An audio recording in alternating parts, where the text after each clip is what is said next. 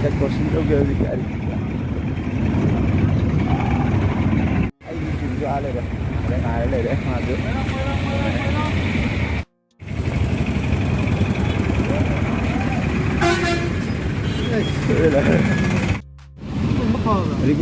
Ribbon नत्रो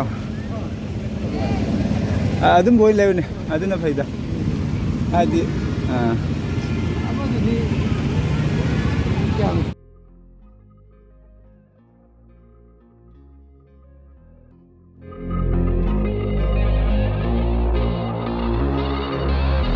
चाचा बच्चे ये ट्रेन लेगी सोना कोई गाड़ी से लगा चला नहीं कार टेक्नोलॉजी इंडिया ने दिखाई कोरेडी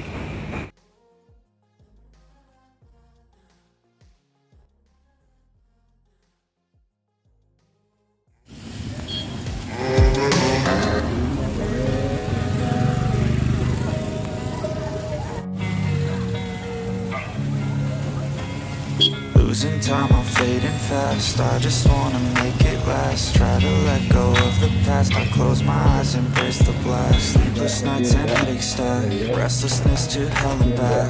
What's my purpose? What do I grab? A slippery surface, a heart attack. And sometimes Hong Kong market manung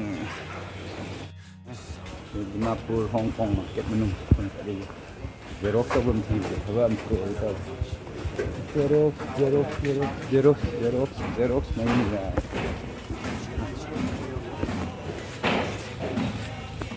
दुकान थी दोबारे Xerox tabam thangre Handala is na railway station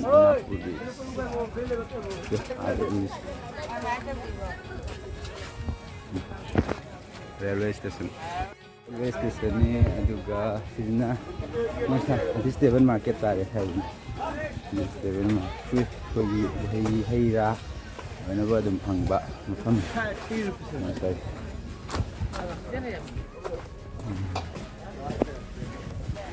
bilaw कोई बीत नहीं लाजो अरे कोटा दिमापुर दे राम नमोत फम होइरे अदुगा नालेन नाले कोइमान मागुम नाले सिदि पूरा मयांग लेबाक तारे केस की लेबा ngata दिमापुर ही हुंगे मकु पांदबो गलमगे समान नहीं ला कुसी तो यार नहीं यार नहीं चलता बने ना तो नहीं यार ट्रेन स्टेशन साद मन mang nong chứ mang xấu yan sai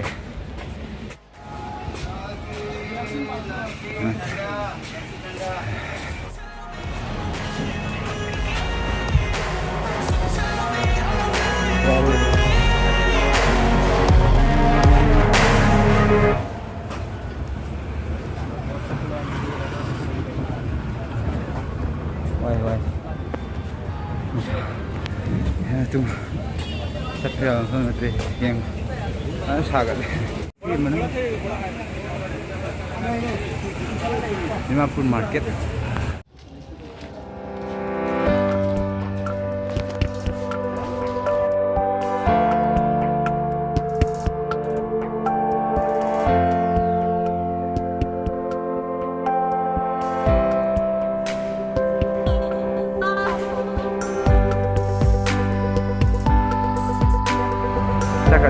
platform number 1-5-9 platform number 8 Assam Express Upper Assam Express 1-5-9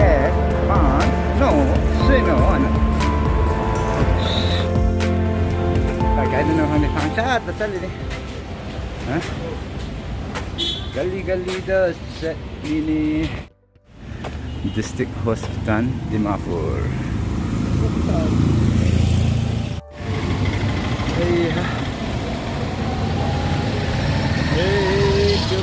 Yang saya tu ni sini nong jumbang ini ada tu. Kalau sekali, tapi, hey, ya, ada. Ni, zat mana, Assam border yang tu. 500, 1 kilometer gumagi, 1 kilometer farther है। हम border yang tu है border में आता होगे। Oh, no, tapi tetap border yang salah punya kok.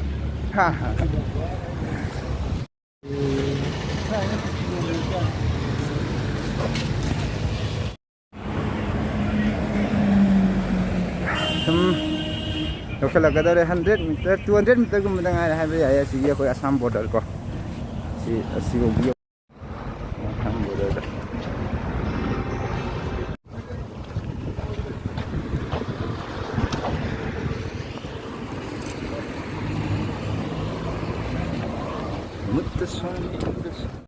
अरे border से देखिए वहाँ देखिए आसाम होते हैं अरे गुवाहाटी 282 किलोमीटर वाले गर्म पानी 60 किलोमीटर वाले गोपादान 14 किलोमीटर यहाँ से जुम करते हैं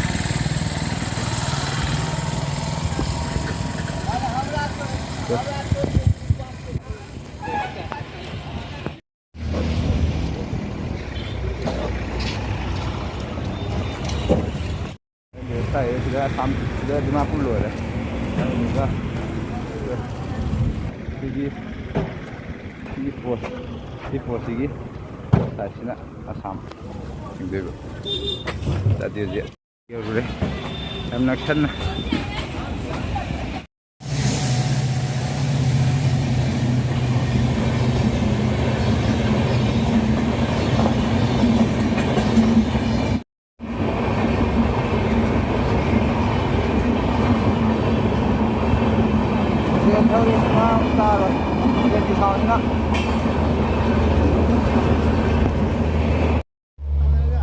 फिल्म की तरह था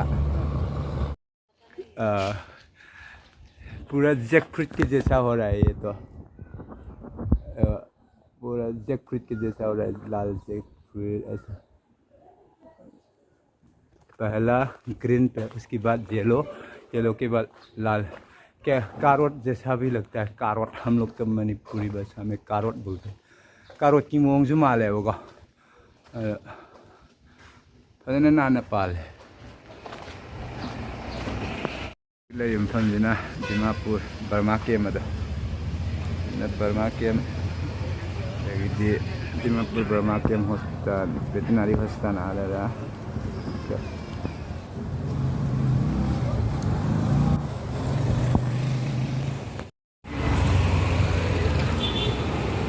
Sina, kau nak jadi lagi info sina, ke City Yard Colony.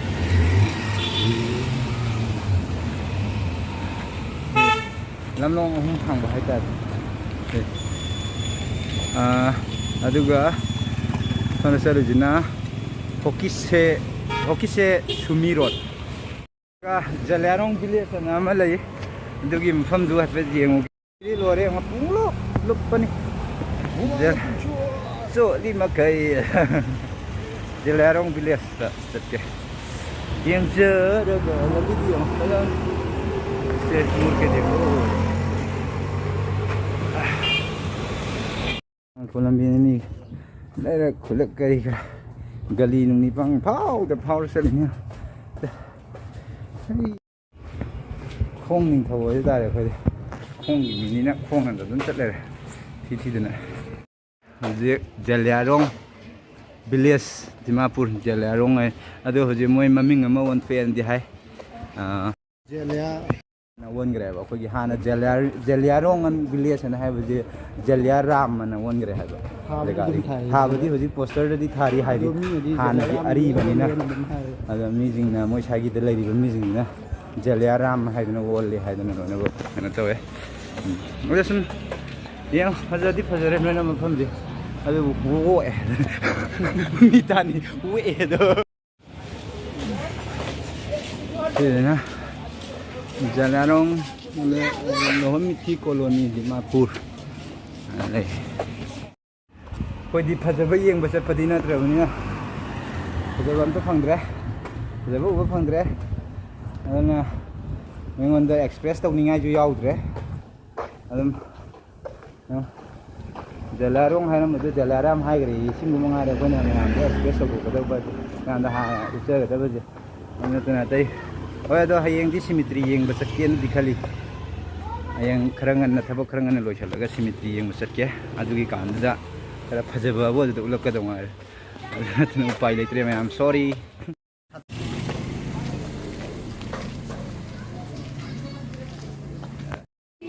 ꯏꯁꯩ ꯇꯧꯔꯤꯌꯦ ꯃꯌꯥꯝ ꯔꯣꯠ ꯁꯣ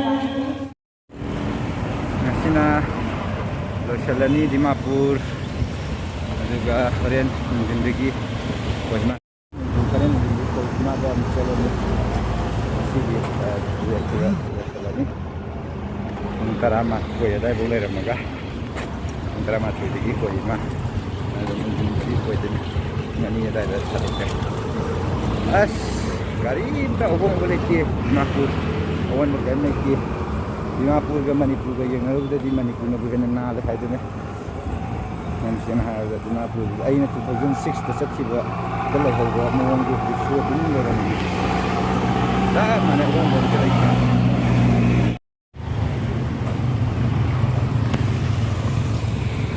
Aku kira railway station tu ni.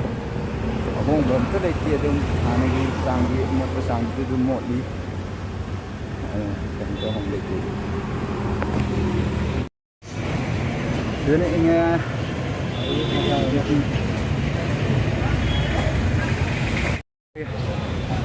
ini misalnya na ini kita biar kumba ini kita dress kumba atau jual bukan pereng hai tar ini na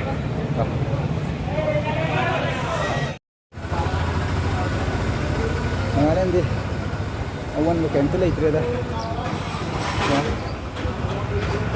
kacera ganda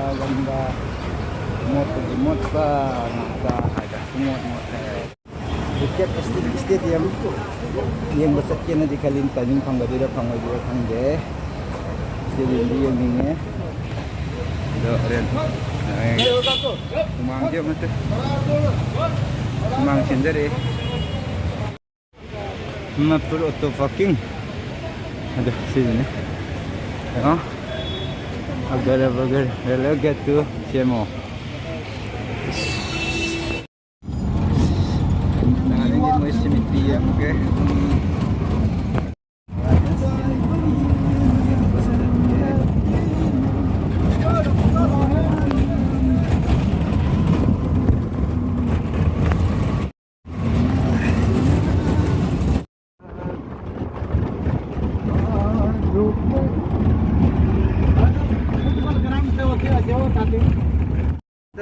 ama usang kita tidak boleh ama usang kita boleh kita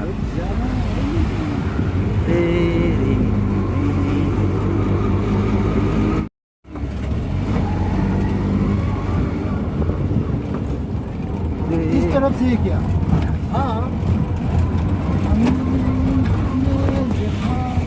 नाम clear रखा होगा देखिए